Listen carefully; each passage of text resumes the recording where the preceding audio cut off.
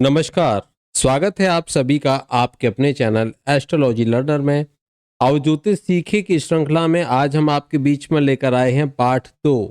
और पार्ट 2 में आज हम समझेंगे कुंडली में ग्रहों की मूल त्रिकोण राशियां कौन सी होती हैं, कैसे समझेंगे, कैसे जानेंगे। बहुत ही सरल विधि से आज आप इस तथ्य को, इस पॉइंट को जान सकते हो। तो चलिए शुरू करते हैं।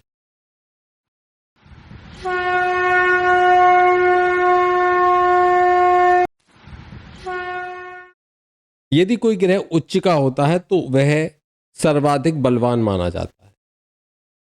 और उसके बाद नंबर आता है कि ग्रह अपने मूल त्रिकोण राशि में है तो वह उच्च से तो कम लेकिन स्वक्षेत्री से अधिक बलवान माना जाएगा। और फिर उसके बाद में स्वक्षेत्री का बलवान माना जाएगा, लेकिन सर्वाधिक बलवान उच्च का, उसके बाद मूल त्रिकोण का, उसके बाद स्वक्षेत्री होने पर, और फिर उसके बाद में धीरे धीरे धीरे घटते हुए मित्र क्षेत्री है। तो इस आधार पर हम इनको देखते चलते हैं। आज हम बात करने वाले हैं मूल त्रिकोण की, कि मूल त्रिकोण कौन सा है, किस ग्रह का कौन सा मूल त्रिकोण है जहां पर वह अच्छा फल देता है, या ये कहें कि वह बलवान होता है। तो जब ग्रहों की स्थिति देखते हैं, ग्रह कैसा है, कमजोर है, बलवान है, तो हमें इन बातों को ध्यान में रखना बहुत आवश्यक है। तो यहां पर आज हम मूल त्रिकोण समझेंगे, कौन से ग्रह का कौन सा मूल त्रिकोण है। तो देखिए यहां पर आपके सामने ये चार्ट है, इस चार्ट को ध्यान से देखिए। यहां अगर हम देखें, ये एक मेष लग्न की कुंडली है, लेकिन मैं यहां शुरू करूंगा सूर्य से, क्योंकि सूर्य है ग्रहराज। तो सूर्य अपने सिंह राशि में स्वक्षेत्री होंगे। सिंह राशि में, ये इनकी सिंह राशि है, इसमें ये स्वक्षेत्री हो जाएंगे अपने ही घर में। देखिए थोड़ा सा, यहां पर ये स्वक्षेत्री 5 नंबर लिखा है, सिंह राशि है, यहां ये स्वक्षेत्री हो जाएंगे। कौन? सूर्य। लेकिन अपने स्वक्षेत्री भी हैं और ये इनकी मूल त्रिकोण भी है। अब देखना यह है कि मूल त्रिकोण, जबकि मेष राशि में उच्च के होते हैं सूर्य, तो मूल त्रिकोण कहां तक होंगे और स्वक्षेत्री कहां तक होंगे। अब देखिए, यदि ये सूर्य 1 अंश से लेकर 20 अंश तक, मैं यहां लिख देता हूं 1 डिग्री से 20 डिग्री तक के बीच में बैठे हुए हैं सिंह राशि में, तो ये अपने मूल त्रिकोण राशि में बैठे हुए हैं। ये मानी जाएगी कि ये मूल त्रिकोण में बैठे हुए हैं। और 21 से लेकर 21 डिग्री से 30 डिग्री तक अगर बैठे हुए हैं बीच में, चाहे 21 डिग्री के सूर्य हों, 22 डिग्री के हों, 23 डिग्री के हों, तो ये स्वक्षेत्री होंगे। तो कहने का अर्थ है 1 डिग्री से लेकर 20 डिग्री तक अगर सिंह राशि में सूर्य बैठे हैं तो आप कहोगे कि सूर्य अपनी मूल त्रिकोण राशि में बैठे हुए हैं। ये उच्च से तो कम लेकिन स्वक्षेत्री से अधिक बलवान होते हैं जब ये अपने मूल त्रिकोण में होते हैं। अब हमने सूर्य का समझा। अब सूर्य के बाद में इसी तरीके से हम आगे बढ़ते चलेंगे, और सूर्य के बाद में अगर हम देखें कि अन्य ग्रहों को, अन्य ग्रहों में जैसे सूर्य का हमने देख लिया कि सूर्य की क्या स्थिति रहेगी, कब स्वक्षेत्री होगा। इसी तरीके से हम चंद्रमा को देखेंगे, क्योंकि दूसरा नंबर आता है चंद्रमा का। चंद्रमा किस में? वृषभ राशि में ये उच्च के होते हैं, इसमें ही ये इनकी मूल त्रिकोण राशि भी है। स्वक्षेत्रीय कर्क में होंगे आकर, ठीक है। तो हम मूल त्रिकोण की बात कर रहे हैं, तो मूल त्रिकोण राशि, और ये चंद्रमा 3 अंश तक तो उच्च के होंगे। मैं लिख देता हूं 3 डिग्री तक तो यहां पर ये होते हैं उच्च के, ये होते हैं उच्च के 3 डिग्री तक। और 3 डिग्री से लेकर आगे, 3 डिग्री तक तो उच्च के हो गए, और 3 डिग्री से आगे या हम ये कह सकते हैं कि 4 डिग्री से 30 डिग्री तक ये अपने होंगे मूल त्रिकोण भी। आप याद रखिए, इनका मूल त्रिकोण वृषभ राशि में 4 डिग्री से 30 डिग्री के बीच में अगर चंद्रमा है, मान कर चलिए आप अपनी जन्म कुंडली को खोलिए और देखिए अगर किसी के वृषभ राशि में चंद्रमा बैठे हुए हैं तो क्या वह 4 डिग्री से लेकर 30 डिग्री के बीच में है। यदि है तो वह अपने मूल त्रिकोण में है, और अगर वह 1 से 3 डिग्री तक के बीच में है तो वह अपने उच्च राशि में है। अब बहुत सारे लोग क्या करते हैं कि वृषभ राशि में चंद्रमा देखा और वहां बता दिया भाई चंद्रमा तो उच्च का है, लेकिन नहीं, आप वहां पर उसके अंश जरूर देखिए, उसकी डिग्री जरूर देखिए कि क्या डिग्री 1 डिग्री से 3 डिग्री के बीच में आती है तो उच्च है। अगर वह 5 डिग्री, 10 डिग्री, 6 डिग्री कोई भी आती है, 30 डिग्री तक, 4 डिग्री से लेकर, तो वह चंद्रमा अपने मूल त्रिकोण में माने जाएंगे। इस तरीके से हमको ये बातें ध्यान में रखनी बहुत आवश्यक है। अब चंद्रमा का देख लिया, अब हम आते हैं मंगल की तरफ। मेष राशि है 1 नंबर की, और मंगल की ये स्व अपनी राशि भी है, स्वराशि भी है, और मंगल की एक वृश्चिक राशि भी अपनी खुद की राशि है जो 8 नंबर पर लिखी हुई है। तो 2 भावों के चंद्रमा और सूर्य को छोड़कर बाकी सभी ग्रह अपने दो राशियों को लेकर चलते हैं। तो 2 भावों पर एक तरह से इनका आधिपत्य होता है। अब लेकिन यहाँ पर जो हेड ऑफिस है चंद्रमा का, इनका मंगल का, ये अपना मेष राशि में है। तो मेष राशि मूल त्रिकोण राशि है इनकी। अब मंगल और उच्च के कहाँ होते हैं? मकर राशि में। अभी हम मूल त्रिकोण की बात कर रहे हैं, तो मूल त्रिकोण में जो मंगल हैं वो मेष राशि में कहाँ तक अपने मूल त्रिकोण में आएंगे, ये जानना भी आपके लिए आवश्यक है। अब तक आपने इतना समझ लिया।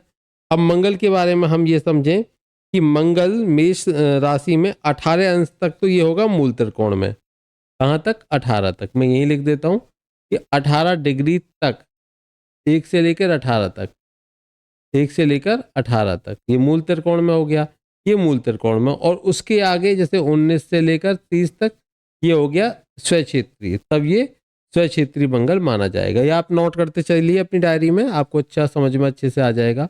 अब मंगल हो गया, चंद्रमा हो गया, सूर्य हो गया, चंद्रमा हो गया, मंगल हो गया। अब बारी आती है इसकी बुध की।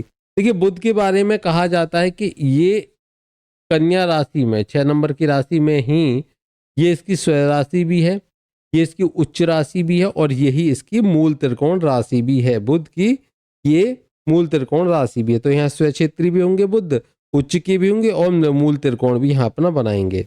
अब देखना यह है कि कहाँ से कहाँ तक ये उच्च के होंगे और कहाँ से कहाँ तक ये अपनी स्वराशि में होंगे।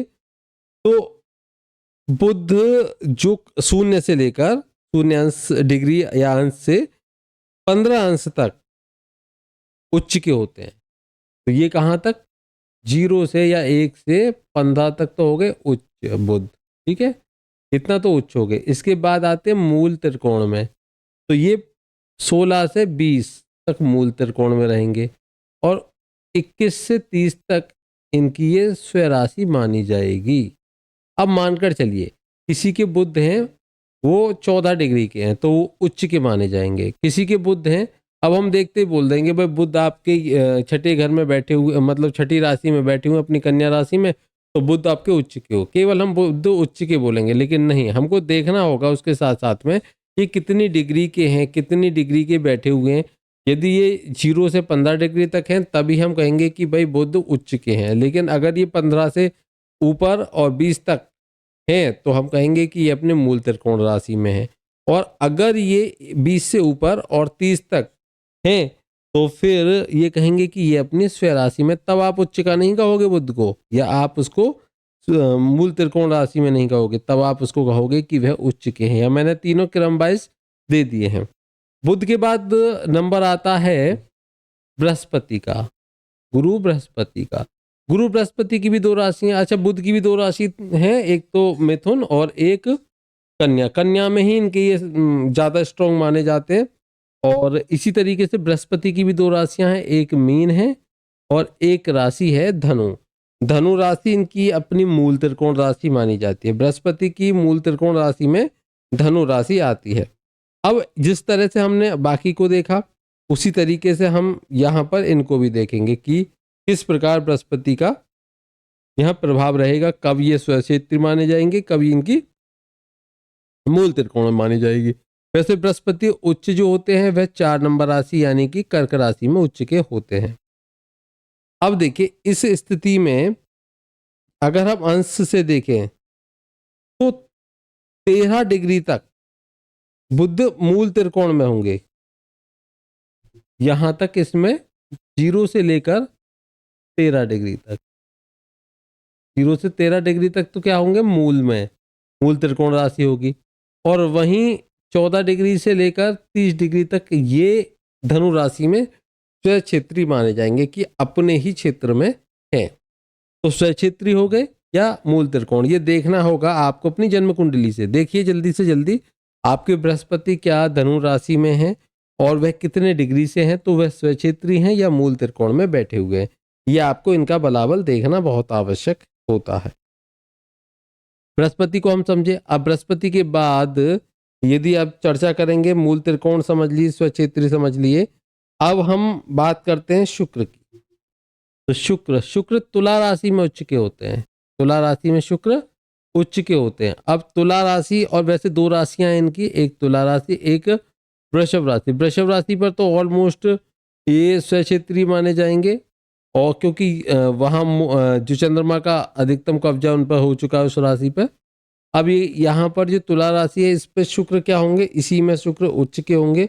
और शुक्र की यहाँ पर कहाँ से कहाँ तक उच्च के माने जाएंगे, कहाँ से कहाँ तक ये यहाँ पर मूल अपने उसमें माने जाएंगे कि स्वक्षेत्री हैं। तो देखिए, अगर तुला राशि में तुला राशि में 10 डिग्री तक है, कितने तक, 10 डिग्री, मैं यहाँ इंडिकेट कर देता हूँ, 1 से लेकर या 0 से लेकर 10 डिग्री तक है, तो ये माने जाएंगे कि ये अपने मूल त्रिकोण में है शुक्र। ठीक है, तुला राशि में मूल त्रिकोण तक।